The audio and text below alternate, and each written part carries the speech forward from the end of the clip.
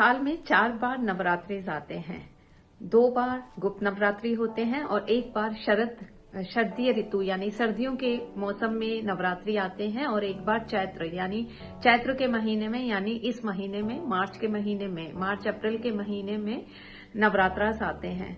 तो देखिए, जब भी सीजनल चेंज होता है ना, ये नवरात्रास आते हैं और इन नवरात्रों में फास्टिंग करने का भी यही रूल होता है कि हमारी बॉडी जो है ना अडॉप्ट कर ले ये सीजनल चेंज को। तो आज आप लोगों के सामने मैं इन नवरात्रों के लिए आप इन नवरात्रों में ऐसे क्या रेमेडीज पावरफुल कर सकते हैं जिससे कि अगले 6 महीने यानी कि चैत्र नवरात्र में जब आप कुछ उपाय करेंगे तो वो अगले 6 महीने तक आपकी लाइफ को बहुत अच्छे से चलाएंगे और उसके बाद फिर से आप देखेंगे कि वो शरदीय जो शरद ऋतु में यानी ठंड के मौसम में नवरात्रास आते हैं उस मौसम में फिर से हम रेमेडीज करेंगे।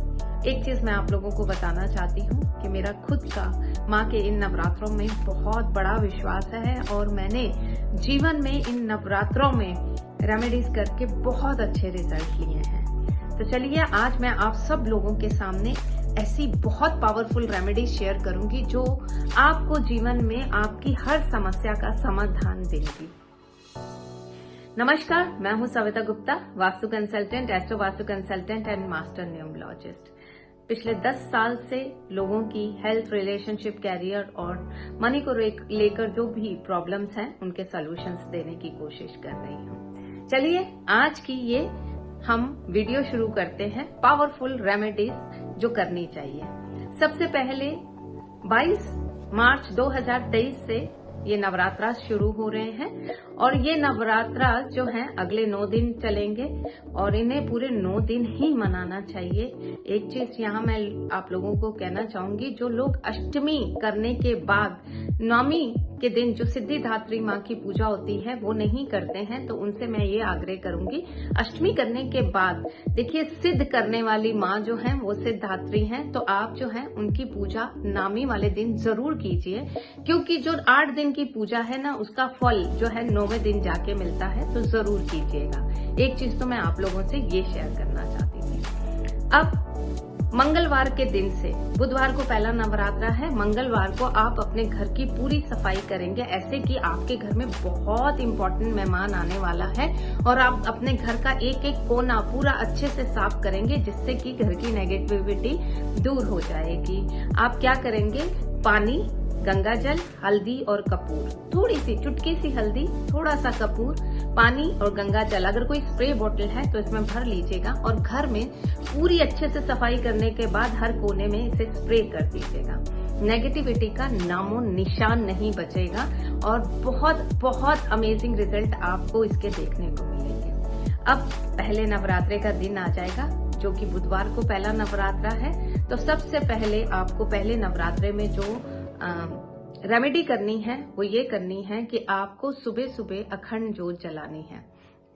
देखिए, हो सकता है बहुत सारे घरों में अखंड जोत जलाने का कल्चर ना हो। अखंड जोत कैसे कहते किसे हैं, पहले ये समझते हैं। अखंड जोत यानी जो जोत जो हम पूजा के लिए दीपक जलाते हैं वो पूरे 9 दिन माँ के आगे जलता रहता है, दिन रात जलता रहता है। उसमें हम घी रिफिल करते रहते हैं ताकि वो जोत जलती रहे। अब कई लोग जॉब में होंगे, घर में पीछे कोई ध्यान रखने वाला नहीं होगा और कुछ ऐसी और सिचुएशंस हो सकती हैं जिसके कारण अगर वो अखंड जोत नहीं जला पा रहे हैं तो वो क्या कर सकते हैं, वो दिन में 2 बार जोत जरूर जलाएं, एक सुबह के समय और एक शाम के समय। ये अखंड जोत जो घर में जलती है ना, ये किसी तरह की भी नेगेटिविटी को घर में नहीं रुकने देती। ये पूरे घर के रोग को, कष्ट को, सबको खत्म कर देती है। जो घर में डिसहार्मनी होती है उसे भी खत्म कर देती है। तो आप घर में अखंड जोत जलाइएगा। इसके साथ साथ हम लोग देखिए, मैंने पेपर्स पे सारी रेमेडी लिखी है ताकि मैं कोई भी रेमेडी भूल ना जाऊं। इसके साथ हम जौ की खेतरी भी बीजते हैं। जौ की खेतरी जो कि मिट्टी के एक बर्तन में हम जौ बीजते हैं और उससे हरे हरे पौधे निकल के आते हैं। वो एक इंडिकेशन है कि हमारे अगले 6 महीने जाने कैसे वाले हैं। तो अगर वो बहुत अच्छे हरे भरे बहुत भारी अच्छी मात्रा में आते हैं तो यानी अगले 6 महीने आपको धन, व्यापार, वृद्धि सब कुछ मिलेगा। आपकी लाइफ में बहुत सारी खुशियां आएंगी, तो ये भी जरूर कीजिएगा। अब आपके साथ डिफरेंट प्रॉब्लम्स के लिए जो डिफरेंट रेमेडीज है वो मैं आप लोगों के साथ शेयर करने वाली हूँ। अखंड ज्योत की बात मैंने कर ली, और अब बात करेंगे कि आप जो पहला नवरात्रा होगा, जब आप पूजा कर चुके होंगे, तो पूजा करने के बाद अपने घर के आप ऊपर, या पूजा करने से पहले भी कर सकते हैं, आप जो है अपने घर की चौखट के ऊपर, किचन में और लॉकर के ऊपर एक केसर का स्वास्तिक जरूर बनाइएगा। ये माँ को हम आगमन देते हैं कि हमारा घर, रसोई घर यानी हमारा अन्न भरा रहे, तिजोरी यानी हमारी तिजोरी भरी रहे, और चौखट पे बनाने का मतलब है कि इस घर में सिर्फ पॉजिटिविटी आए और किसी तरह की नेगेटिविटी यहाँ एंटर ना करे। तो बहुत पावरफुल रेमेडी है, जरूर कीजिएगा। इसके बाद आप लोगों को जो 2-4 प्रिकॉशन मैं देना चाहूंगी। पहली बात, देखिए, मन से शुद्ध हो जाइए। इन 9 दिनों में ठान लीजिए किसी की बुराई नहीं करनी है। ये सबसे बड़ा माँ के प्रति आपका संकल्प हो जाएगा।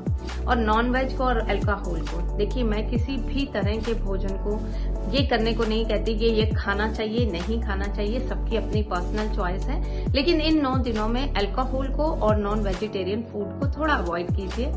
दूसरे की बुराई बिल्कुल मत कीजिए, झूठ मत बोलिए। थोड़ा सा सोच लीजिए, 9 दिन मेरे फास्टिंग है और ये काम मैं बिल्कुल नहीं करूंगी। तो आप देखेंगे आपका सात्विक होना, यानी अंदर से आपका साफ होना जीवन में आपके लिए कितनी बड़ी तरक्की लेके आएगा। एक चीज और, अभी सर्दियों का मौसम गया है दिल्ली जैसी जगहों पे, और हो सकता है पंजाब हरियाणा में भी, मतलब हो क्या सकता है, होता ही है। पंजाब में तो दिल्ली के कंपैरिजन में ज्यादा ठंड रहती है। तो क्या होता है, तुलसी का पौधा सूखने के बहुत सारे चांसेस रहते हैं। ठंड में उनका बढ़ जाने के बहुत ज्यादा चांसेस होते हैं। तो ऐसे में क्या कीजिए, ये नवरात्रि सबसे बेस्ट टाइम होता है तुलसी का पौधा अगेन लगाने का। तो इन नवरात्रों में अपने घर में तुलसी का एक पौधा जरूर लगाइए।